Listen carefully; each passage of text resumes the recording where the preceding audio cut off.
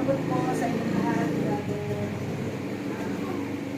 Magpasalamat po ako kasi umabot po ako sa edad na ito, 60 po, malakas pa. 60 po na po ako sa August 10. At saka malakas at walang maintenance. Ang 54 lang eh. Binibigay niya mga magpasalamat po ako at sa kabila ng lahat na nangyayari, magaling pa, maano pa rin ako, pinapapalang pa rin ako mangyari.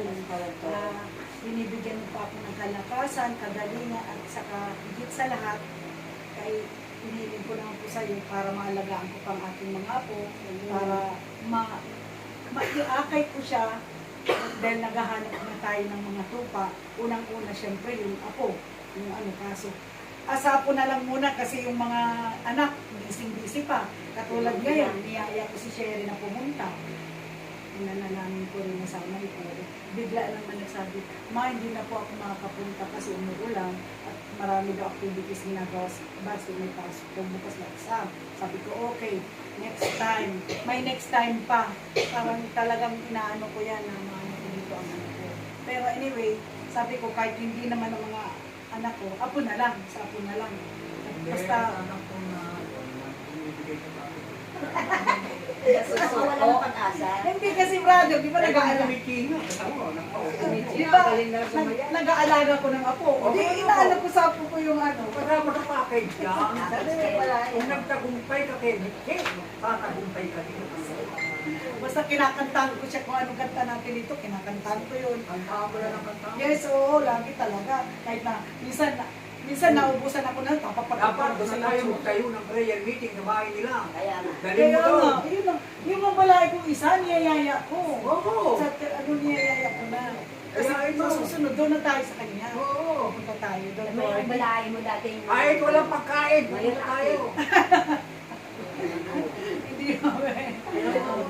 Ikaw sa, basta darating ang ano talagang maya-akay ko naman yan. Dahil pinapanalangin ko yan. Saka, Bumahin mo sila. niling ko talaga yan. Saka, salamat po sa at least, last year ba nakapag-bless? Nakapag-bless na po. Para, kasi Sunday yung birthday ko, nagkasakit ako. Tapos, ay iniba ko pala naman. So talaga nakahiga ko. First time ko nagkasakit yung birthday ko last year. Ngayon, salamat po. Tawag doon, Peter. Lagnat laki. Tumagat. Kasi kalahating araw din na nang mundo, kinabukasan na lang. Tapos talagang pasalamat ako kay mangyari at hindi ako binigyan ngayon na. Saka yung mga apo ko, mga maano sila, malulusog, at saka, sabihin, malulusog, at saka mga active. Alagang lola yan. Alagang lola. Tinumaray, alaga-alaga din ng apo namin. Tapos, salamat po dahil sa paggabay mo araw-araw sa amin. At least kami dalawa lang dito ni Michi. Panalig ako, nananampalataya ako, nangalilito sa mangyari, sinasamahan kami, kaya nga nagpa-blessing ako kasi pananalig ko talaga na kailangan talaga i-bless ang bahay, taon-taon. Kasi parang na lumabas yung mga malas sa buhay, mga negative energy, mga elements na nandito sa bahay kasi hindi talaga mawawala yan. Kasi araw-araw, umalis kami, walang tao dito, syempre may ibang pumupunta. Kaya kailangan itaboy sa pamamagitan natin prayers at sa pag-blessing. Yan ang paniniwala ko talaga. Sa pamamagitan ng kapangyarihan niya. Opo, sa Tayo pamamagitan. nagre-request ng tayo. Opo, oo.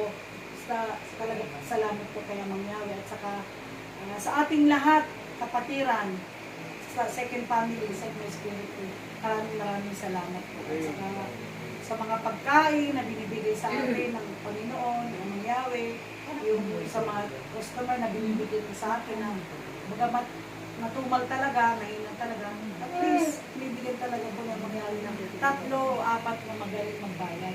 Pasalamat na po ako doon. Sana ako dun. No po, oo. Kahit na tagal, okay lang. Basta maganda, sigurado. Ang customer mo. Opo, salamat talaga. Tapos at talagang tunay na makapangyarihan ating Panginoon kasi pag talagang magdasal ko sa Kanya, bibigay sa iyo ang hinihiling mo. Hindi nga lang pura-uraga.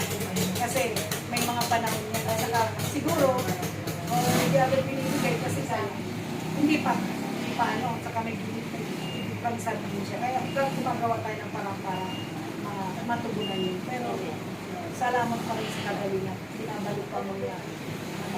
Salamat pa. Okay. Hindi, hindi lang nakakabot.